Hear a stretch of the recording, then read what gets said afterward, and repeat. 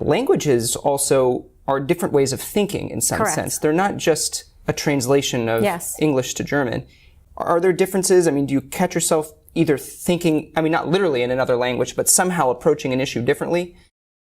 The way that language is framed, it limits, particularly in this area, in some cases, creativity. Because of the jargon? Well, because here we are at the Harvard Kennedy School where we stress the development of leadership. Now, the German word for leadership is exactly derivative or is part and composite of the title that Adolf Hitler carried through his entire time. He was the Führer, and leadership is Führung or Führungskapazität.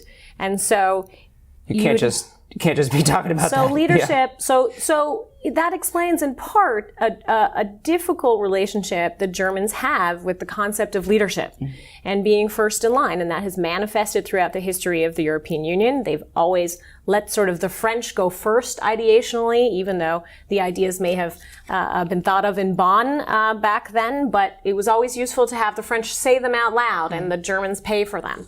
That has predicated how Germans think about their interests in the world.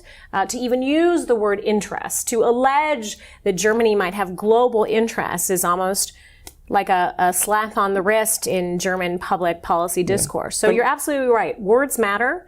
The way that you express them matters. And then that ends up positioning the kind of radius that you might have in acting in international relations. And that's particularly true for the Germans.